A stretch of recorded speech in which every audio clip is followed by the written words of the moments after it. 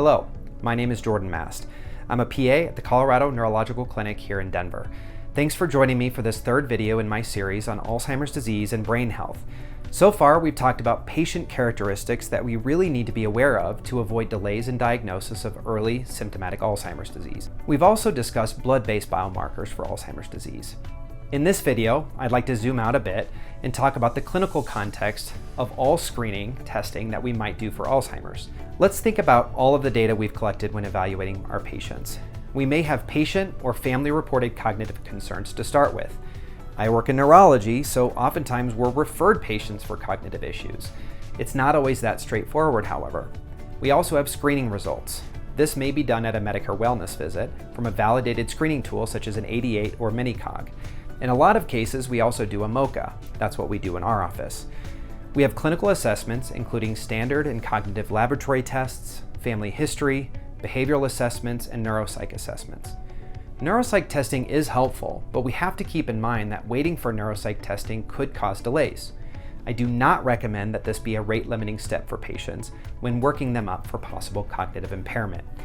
We also have to consider the patient's social, economic, and developmental situations, as well as other risk factors. At some point during their workup, we will also evaluate their APOE status. So while mild cognitive impairment can be hard to detect in the context of normal aging, we oftentimes have a lot of data to support our assessment.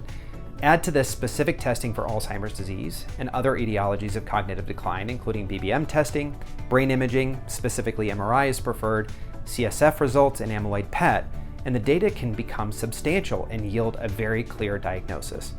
How awesome is it that we can get a clear picture of the patient and not rely on a single test? One thing that's very clear to note is that while the diagnosis is becoming more regimented in Alzheimer's disease, and while we're better able to get at the biological basis of MCI more accurately, it is critical that we as PAs use our own clinical judgment. One reason is that co-pathology is actually quite common. In 2024, the Alzheimer's Association Working Group shared updated criteria for diagnosing and staging Alzheimer's disease. They provide a compelling example of a patient with Parkinsonism and visual hallucinations who also had these positive core-1 biomarkers, which included A-beta 42, p-tau 217, 181, and 231. Pretty much all those biomarkers we discussed in the last video. The authors of the recommendations suggest that a clinician's judgment is absolutely critical to assess the degree to which clinical symptoms are likely attributable to AD and to consider ordering additional testing. They also suggest that clinical judgment is invaluable when biomarker testing is inconsistent with clinical impression. For example, negative blood-based biomarker testing results in a patient for whom clinical presentation is highly concerning for Alzheimer's disease. In that case, we should consider additional testing. This is something that we do constantly and makes for a very important conversation with the patients and their caretakers. Just a few months ago, I had a patient with a very clear history of alcoholism who was still drinking. He had some biomarker abnormalities on labs from his PCP.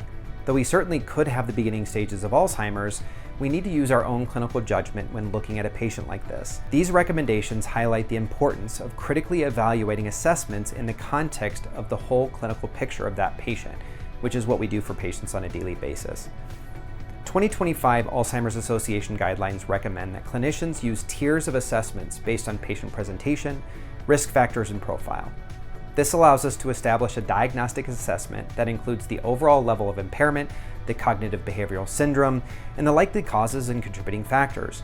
I really suggest that you take a look at these guidelines to get an understanding of their recommended approach to personalizing tests and assessments. They clearly lay out the most important elements of evaluating patients with a suspected cognitive impairment. Right out of the gate, we want to know what the care partner and patient's goals are, which will help us in determining how to handle the next steps. This will include taking a history of present illness from the patient and the care partner, make sure to get both, doing a structured multi-domain systems review, understanding biopsychosocial history, risk factors, conducting a comprehensive exam, completing diagnostic tests, arriving at the diagnosis, and communicating the diagnostic findings and implications to the patient and care partner to enable development of a shared care plan. This is really not that much different than how we handle any other neurologic diagnoses, but it's not something that we've been able to do with any degree of accuracy in the past. Before we conclude this video, I want to note that if any of the test results are conflicting, or if the next steps for diagnosis are unclear, it is absolutely appropriate to consult with or refer to neurology or a memory care clinic. We as PAs can work together to support patients and arrive at the diagnosis. Next up, we're going to talk about overall brain health, so I hope you'll join me for my next video.